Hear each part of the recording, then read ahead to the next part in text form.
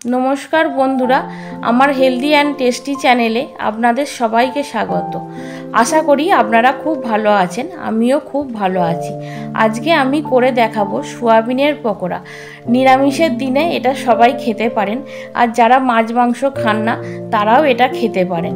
আশা করি আপনাদের খুব ভালো লাগবে। ভালো লাগলে আমার চ্যানেলটিকে অবশ্যই লাইক, শেয়ার আর সাবস্ক্রাইব করে দেবেন। তাহলে চলুন শুরু করি আজকের রেসিপিটি।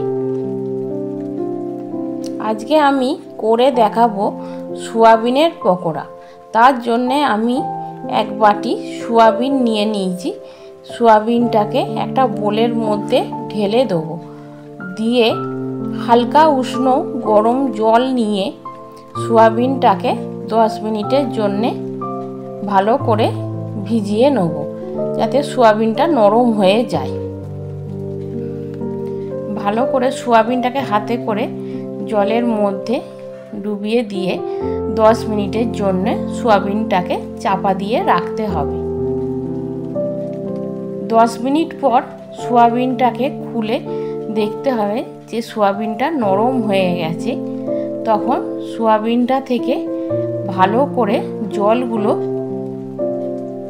নিগড়ে নিয়ে একটা প্লেটের মধ্যে রেখে দেবো। ভালো করে নিগড়ে নিতে হবে যেন একটুও জল না থাকে। রেখে দিয়ে আবার আমি একটা বোল নিয়ে নেব। বোলটার মধ্যে অল্প পরিমাণ সর্ষের তেল ভালো করে মাখিয়ে নেব।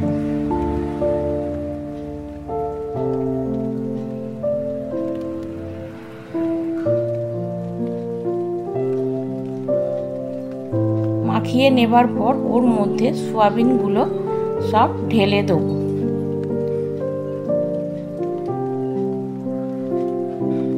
দিয়ে এইবার আদা বাটা,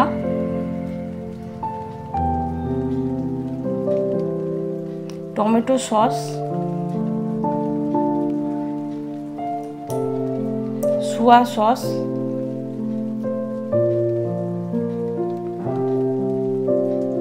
রেড চিলি সস,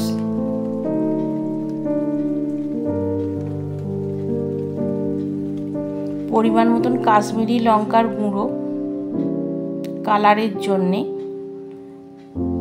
এমনি প্লেন লঙ্কা গুঁড়ো, গোলমরিচের গুঁড়ো,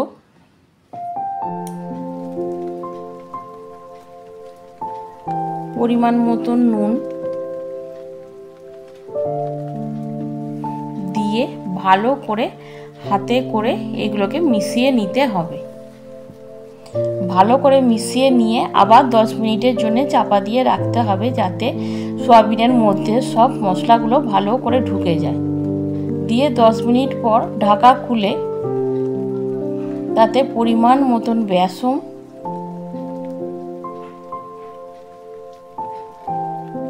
আর পরিমাণ মতন কর্নফ্লাওয়ার দিয়ে দিতে হবে।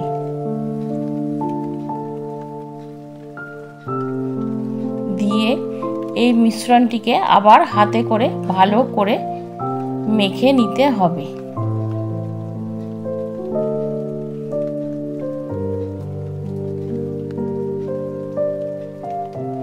মেখে নেবার পর একটা কড়াই গরম করে সাদা তেল, তার মধ্যে সোয়াবিনগুলো একে একে কড়াই দিয়ে দিতে হবে।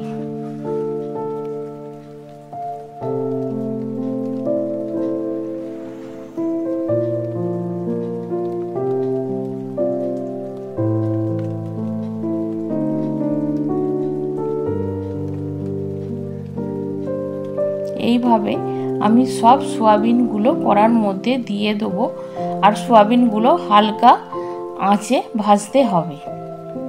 সোয়াবিনগুলো ভালো করে লাল লাল এক পিঠটা হয়ে গেলে ভালো করে নাড়াচাড়া করে নিতে হবে।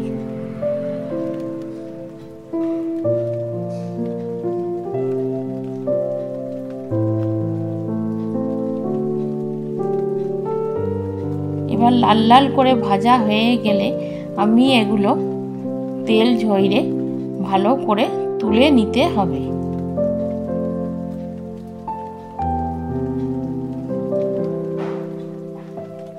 তাহলেই রেডি হয়ে যাবে সোয়াবিনের পকোড়া।